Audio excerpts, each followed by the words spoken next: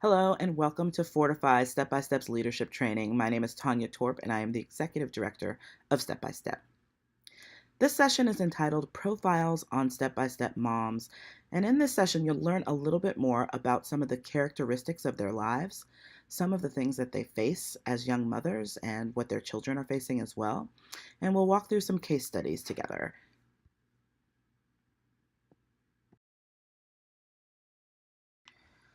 Likely, one of the first things that you'll notice is that staff members, longtime volunteers, and board members refer to step by step moms and step by step kids as just that, moms and kids.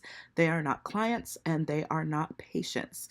With a step by step, what we want to focus on is empowering these young single moms, and we want to make sure that they understand that they're not a project to us, and on that also that it is a give and take. We learn just as much from these young moms and their children as they do from us. And so as we go throughout this training and hear a little bit about these moms and kids, just remember that we are working from an empowerment model. We want to empower them to be the very best that they can be in their lives. I'd like you to close your eyes wherever you are with this training, wherever you're sitting, if you would just close your eyes for a moment. What I want you to do is picture a young single mother. Do you have that image in your head? Where is she? What does she look like? What is she wearing? Where does she live? How are her children behaving? Now picture her in a checkout line. What kind of things does she have in her basket, this young single mom that you're imagining? What are her children doing while she's shopping? Now picture her at work. What kind of job does she have? How much does she get paid? What's her uniform like, if she has one? What are some of the jobs that she can do? Do you have that image in your head? Great. I'm not sure who you pictured in the last slide when we closed our eyes and thought about the characteristics of a young single mother. But I can tell you, as somebody who's worked with this population for a very long time, I came into this work with preconceived notions about who a young single mother is and what she experienced. And I can tell you that all of those have been shattered ever since I started working at Step by Step. And so I want to share with you just some characteristics that myself and the staff see on a regular basis with our Step by Step moms. The first is resiliency. The Step by Step moms are resilient. Young single moms, just by virtue of being young, being single, and being mothers, experience resiliency at very high rates. Our moms, some of them are going to school full time, working full time, and caring for small children full time, and still are able to function when many other people in society may not be able to.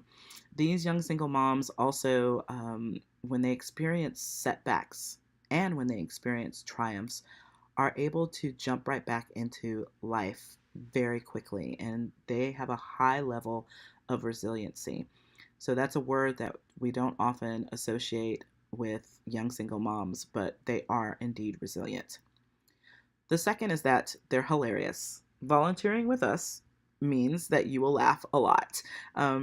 These young single moms have such a great sense of humor, even sometimes in the face of very tragic situations and hard situations. Part of their resiliency, I believe, is their humor as well. And so you'll see that in Step by Step that we laugh a lot together.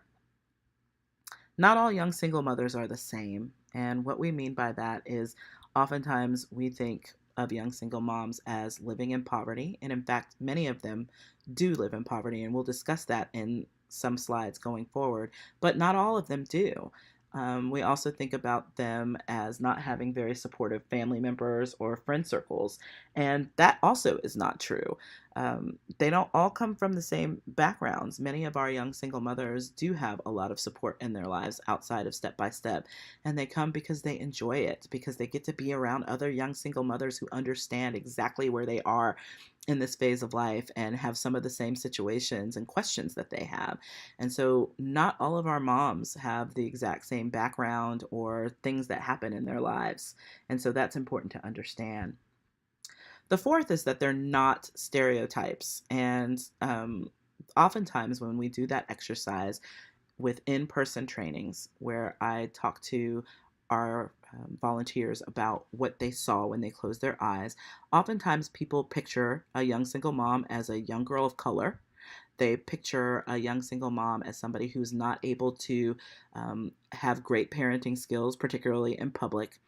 They see a young single mom as maybe somebody who doesn't work or doesn't want to work and maybe wants to live off of a system. There's just a lot of stereotypes that circulate about this population. And as you work with these young single moms and continue through a lot of our trainings, you'll understand that those stereotypes are not true. And so we're going to break a lot of myths for you as we go through this training together, but know that they are not stereotypes. Lastly, young single mothers are likely survivors of trauma. Just a few years ago, we took our moms on a retreat and had an incredible speaker come and talk about the trauma that she experienced throughout her life. We had some licensed clinical social workers in the room to be able to work through some of that secondary trauma with our young single moms if they experienced trauma, just hearing that story. But when the speaker finished, she asked the young women, if you identify at all with my trauma, if you have experienced anything that I've mentioned that I've experienced, raise your hand. Every single hand went up. So, trauma can be a lot of different things for people. With these young women, they might have experienced the trauma of separation of family, of maybe a parent passing away or a sibling that passed away or some other circumstance like that. But a lot of our moms are also survivors of domestic violence. They are survivors of sexual violence. They have experienced some sort of trauma in their life that affects them, whether or not they are able to cope and walk through life in ways that are healthy for them based on those traumas is something that we experience at Step by Step and that we'll be able to talk more about in the coming workshops. As we've already discussed, our moms do not all have the same story. They're very different and varied young women, and so are their children. However, we can say that the great majority of our moms have experienced trauma and have lived or currently live in poverty. And so we want you to know that not all of our moms have experienced trauma or poverty, but a great majority have. And so we definitely want to be touching on these issues with you to let you know how that's going to affect your relationship with them as a mentor or as a support group leader. So we'll start with trauma. Trauma is usually defined as like an event that's traumatic, an event where there's some sort of psychological or physical harm that has become or befallen someone. And in our experience, our young single moms and children have experienced more than one trauma or several traumas along the way. And so we say about our agency that we are trauma informed. That means that we are going to look at our young single moms and our kids from the aspect of the trauma that they have experienced does not define them, but it does affect some of their decision making and some of the situations that they're in. The same for poverty. Poverty does not define our young single moms or their children, but it does have a great effect on ways that their lives are impacted. So, with trauma, we definitely want to let you know that it's not just one event for many of these moms. So, some of them have experienced the divorce or separation of their families. That is traumatic for them, especially as young children. But others have seen someone die in front of them, have seen their boyfriend or partner be incarcerated, have experienced those kinds of things. Others have experienced domestic violence and sexual violence from the time that they were little to even recently. Others have experienced homelessness, and those things are all very traumatic. The list goes on and on.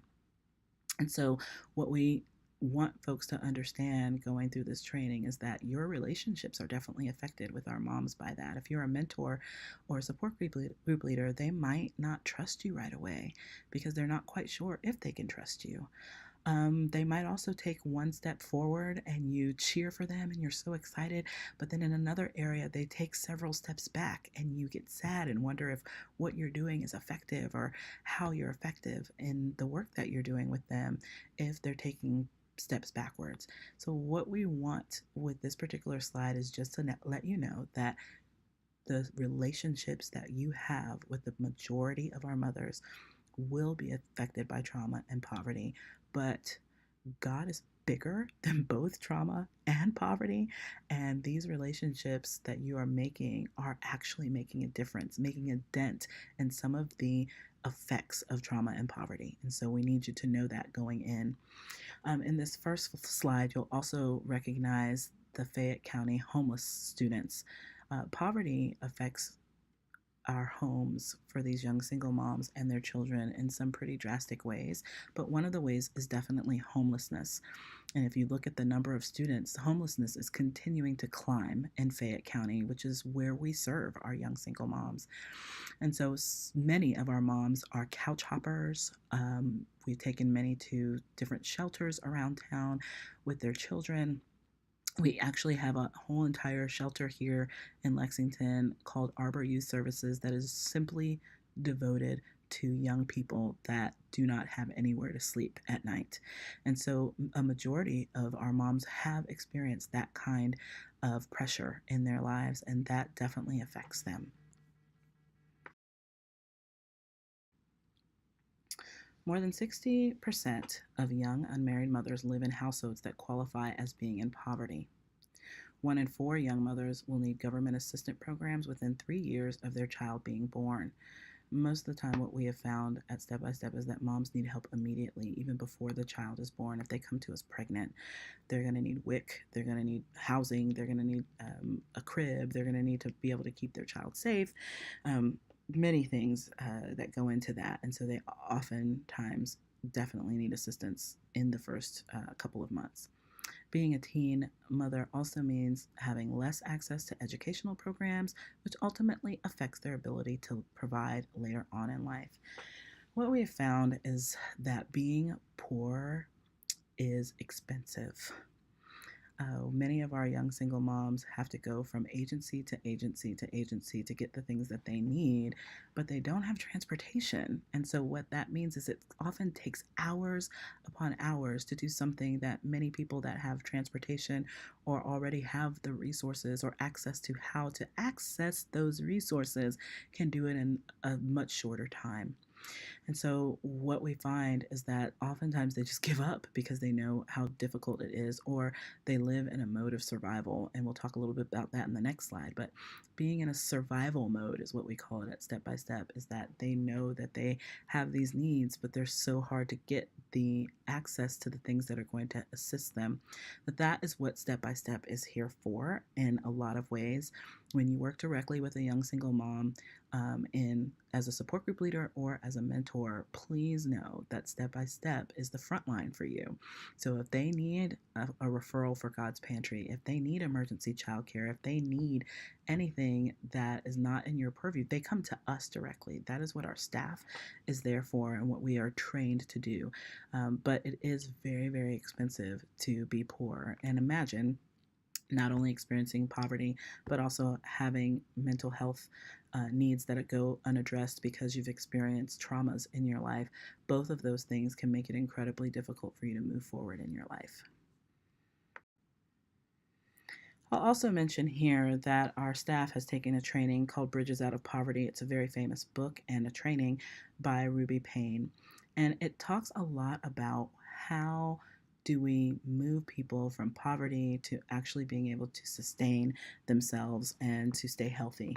And one of the things that we notice is that this particular slide that you're looking at describes our step-by-step mothers to a T when we look at the poverty half of this diagram. So when we're looking at food, Our moms are always concerned if whether or not they have enough for themselves and their children. Oftentimes, they can't make it to the end of the month, even if they're receiving SNAP benefits, and even if they are being very careful in how they spend those SNAP benefits, which is food stamps for those that don't know. Um, Sometimes there is more month than money, as some people put that. Food is often scarce, and there are young single moms who are working their fingers to the bone at jobs that don't pay very much and don't have benefits. And so when the end of the month comes, they're relying on these SNAP benefits to help them, and they often are not enough. So they want to know, is there enough food? If you look at this diagram for the middle class, they want to know whether or not we like it. They want to know about the quality of the food. Is it organic? Can I get it from the farmer's market? Does it have GMOs? A lot of people in the middle class are able to look at food in that way. There's a privilege in being able to see food as quality. Do I go to this particular grocery store versus this one because their meat selection is better? That is something that the middle class can do and not something that our moms are able to do in poverty. When we look at wealthy folks, they are also able to look at it. Is it presented well? It might have come from the farmer's market. Now it's on my plate. I want to know, is that the quality that I'm looking for? Did it come from this particular chef that I enjoy? So, this is the way that you can tell from this particular slide that our moms often look at life compared differently to how you might yourself look at life. When we look at driving forces, survival and relationships and entertainment are always going to be tops for our moms. They're always going to make decisions based on those before anything else. Oftentimes, we give our moms a call on a Monday and say, "Hey, we're coming to pick you up for Step by Step on Thursday night," and they're excited, and then they sign up and they say, "Yes, I'm ready." And then when we get there on Thursday, there's always at least one mom who has found something else to do, even though she loves our program. She's very excited about our program. Because she's in survival mode, she might need to go somewhere else where somebody's going to make sure that she has food for the rest of the week. Or she might have a boyfriend who says, "No, you need to stay home." That relationship is going to come before the betterment of herself through our program. And so oftentimes when you're working with a young single mom, you have to know what their driving forces are so that you're able to look at that and make determinants. Money, to be used or to be spent. When they get money, oftentimes it's gone. And we've been doing a lot of financial literacy preparation, but oftentimes when you look at minimum wage, there's not very much left over to save at the end of the day. We have taken some Dave Ramsey classes personally in our lives, and Dave talks a lot about eat beans and rice so that you can afford your bills. Well, our moms are already eating beans and rice, so there's not much more that they can do to save money. And so we encourage them as they move up in life, when they get good jobs or when they go to school and they're able to get their GED, they're able to get a job that pays them a little bit more, and that's when they start to save money. But money's to be spent. As soon as I get it, it is spent. And time, the present is most important. Again, I could have called them on Monday and said I'll be there on Thursday, but today something came up and they're not going to get on the bus. Destiny, belief in fate cannot do much to mitigate their or to change it. So they believe that, hey, oftentimes I'm stuck where I'm stuck, and that's all that I can do. And until they experience hope, until they experience people believing in them, they might believe that for their whole entire lives until somebody says, "No, let's make a change here, and you can make a change, and I believe in you." As far as power, it's linked to personal respect and their ability to fight. Over a couple of years ago, one of our young single moms was wearing a t-shirt that said "Step by Step." She got into a fist fight and recorded it and put it on social media. And that was a way that she got a bunch of likes, and a bunch of people decided that she was worthy. It made her feel really good that she was known for being a good fighter. So she was beating up another young mom and Step by Step. And they were friends afterwards, but the fact that her ability to fight gave her a social status that she was not afforded otherwise is something that is very prevalent, and especially in the younger girls at Step by Step. Now we're going to do a couple of case studies just to let you know about some moms at Step by Step and how we have seen these different aspects affect them as a profile. So I'm going to tell you about Austin, who was the very first young single mom that I did one-on-one meetings with when I started working at Step by Step about 5 years ago. Austin came into my office and had a boyfriend who was incarcerated for stealing checks from her mother, and he was in jail for writing bad checks all over town. He was about to get out. So while he was in jail, Austin started looking into programs for him, like the Fatherhood Initiative and other ways for him to get parenting classes so that he would be ready to be a father to this little boy that he had never spent time with. And then when she sat down to talk to me, she said, I'm really scared about him coming home because I'm not quite sure how this felony on his record is going to affect how we're able to pay our bills and so on and so forth. Austin had been doing really great without him. She'd saved up money. She decided that she wanted to do something in her life. She'd taken her Dare to Dream goals very seriously with Step by Step and started to really make effort and put feet to her goals in her life. And then here this young man was going to come back out of jail. So I simply asked her, Austin, what is it that you want? And why are you doing all of this planning for him and he's not done it himself? And she recognized codependence. We were able to get her into therapy and she started working through her own issues before he came out of jail. And she was able to tell him, I don't want you to come and live with me. I need to stand on my own 2 feet. I want you to stand on your own 2 feet before you come into our lives again. I definitely want you to be in the life of your son, but you and I are not going to be together until you can prove yourself. Long story short, Austin is now about to buy her first home. She graduated from our program after many setbacks, many setbacks, and then some walks forward. And she has been very successful in our program. But the trauma that she had seen and experienced and the poverty that she was living in definitely had an effect on the relationships that she chose to be in and the ways that she moved in life. And when she came to Step by Step, she was able to see another way. Kristen is a young single mom who came to our program who actually had a college degree, and she was terrified when she found out that she was pregnant, never expected to be pregnant after graduating college and getting ready to move on with her life in her very early 20s. And when she came to us, she was very afraid and ashamed of the fact that she was pregnant and did not want to tell her family. And for several months, she did not tell anyone but Step by Step and a therapist that she was seeing.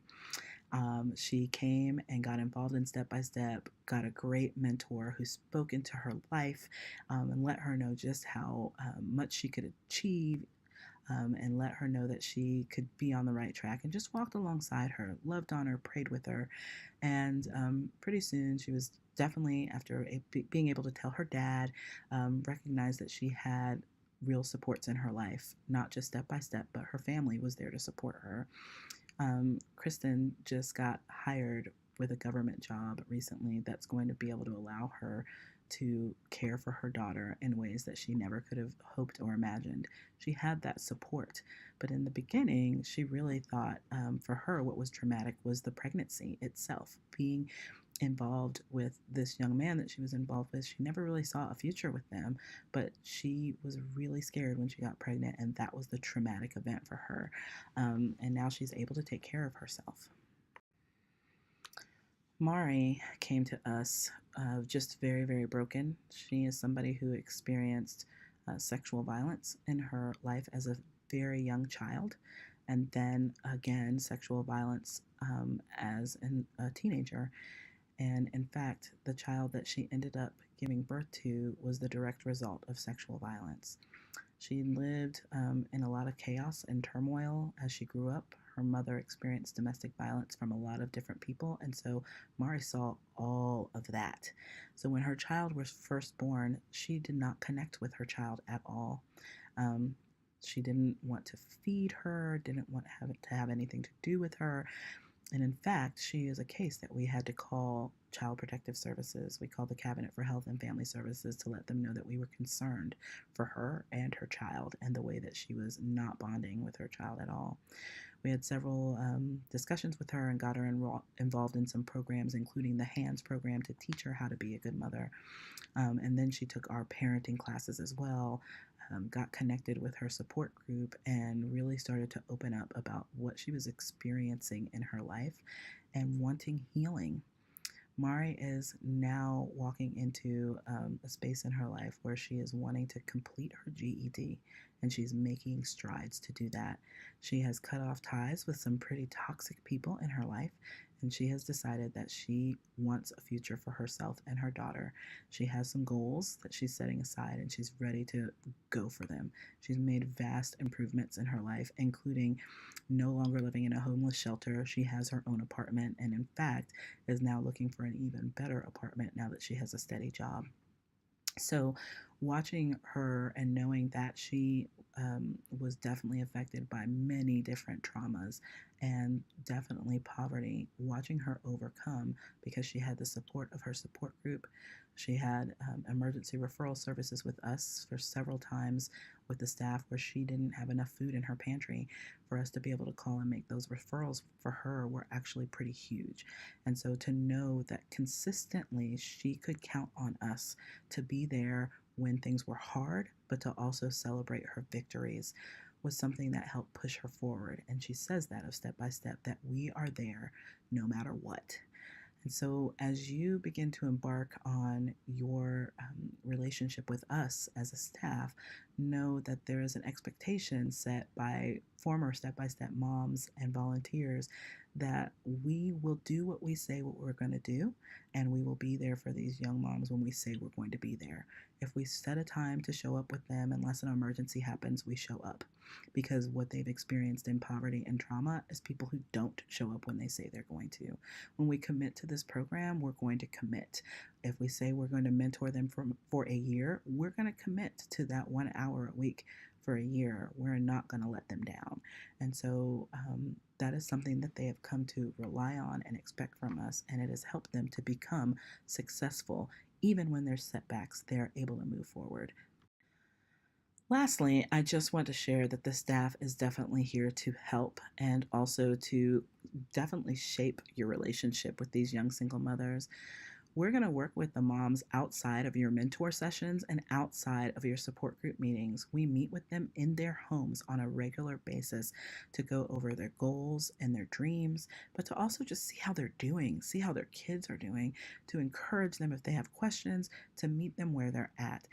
You are part of a circle of service for these young moms where we're walking alongside them, discipling them, praying for them, loving on them, accepting them as they are, but also loving them enough to help them to get to the next level for where they want to be.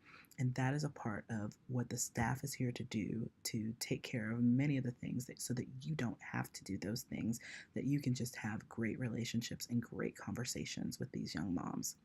Staff knows the resources and will be on the front lines for these moms if they need food, if they need shelter, if they need transportation for something. That is what we do. That is not the job of a mentor and not the job of a support group. It is up to mentors and support group leaders to pass that information on to us, and we will take great care of these young mommies. Staff is also here to support you. YOU capital.